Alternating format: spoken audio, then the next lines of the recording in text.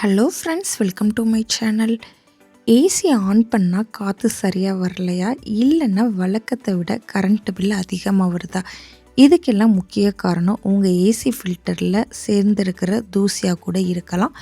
AC ஃபில்டரை நாமளே வீட்டில் ஒரு 10 நிமிஷத்தில் எப்படி ஈஸியாக சுத்தம் பண்ணுறதுன்னு இந்த வீடியோவில் பார்க்க போகிறோம். வாங்க வீடியோக்குள்ளே போகலாம். ஃபஸ்ட்டு ஸ்டெப் ரொம்பவே முக்கியமானது, சேஃப்டி.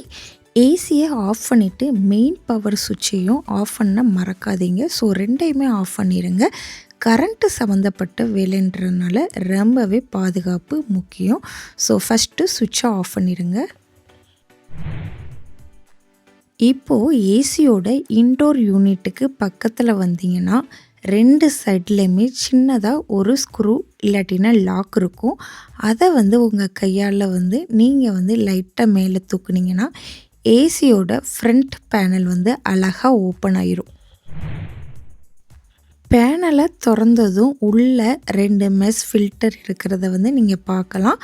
அதில் ஒரு சின்ன லாக் இருக்கும். ஸோ அதையும் லைட்டாக மேல் நோக்கி நீங்கள் அமுக்குனிங்கன்னா அப்படியே கீழ்ப்பக்கமாக இழுத்திங்கன்னா ஃபில்டர் கையில் வந்துடும்.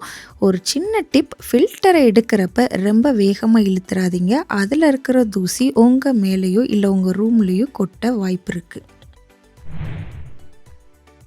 இப்போது இந்த ஃபில்டரை பாத்ரூமுக்கோ இல்லை சிங்க் பக்கமோ கொண்டு போயிருங்க. சாதாரண குழாய் தண்ணியிலேயே ஃபில்டரோட பின்புறத்துலேருந்து தண்ணி படுற மாதிரி காமிச்சிங்கன்னா தூசி எல்லாம் அழகாக வந்துடும். ஒருவேளை தூசி ரொம்ப அதிகமாக பிசுப்பாக இருந்துச்சுன்னா கொஞ்சம் லிக்யூட் இல்லைன்னா சோப்பு இல்லைன்னா ஷாம்பு யூஸ் பண்ணிக்கோங்க. சாஃப்டான ப்ரஷ் வச்சு மெதுவாக தேய்ங்க. கம்பி ப்ரஷ் எதையுமே யூஸ் பண்ண வேணாம், ஏன்னா ஃபில்டர் கிழிஞ்சிரும். கழுவுன ஃபில்டரில் இருக்கிற தண்ணியை நல்லா உதறிட்டு நிழலில் காய வைங்க. முக்கியமான விஷயம், இதை வெயிலில் காய வைக்கக்கூடாது. ஏன்னா வெயிலில் வச்சா அந்த பிளாஸ்டிக் ஃபில்டர் சுருங்கி போக வாய்ப்பு இருக்குது. ஃபேன் காற்றுலையே ஒரு 15 மினிட்ஸ் இருந்தால் நல்லா காஞ்சிரும். ஃபில்டர் நல்லா காஞ்சதுக்கு அப்புறமா அதை எப்படி எடுத்தோமோ அதே மாதிரி ஏசிக்குள்ளே மெதுவாக ஸ்லைட் பண்ணி உள்ளே தள்ளுங்க. அந்த லாக் கரெக்டாக போய் உட்கார்ற சத்தம் கேட்கும். அதுக்கப்புறம் பேனலை மூடி லைட்டாக ப்ரெஸ் பண்ணுங்கள், லாக் ஆயிரும். அவ்வளோதான். இப்போ மெயின் சுவிட்சை ஆன் பண்ணி ஏசியை ஆன் பண்ணி பாருங்கள். காற்று செம்மையாக வரும், கூலிங்கும் சூப்பராக இருக்கும்.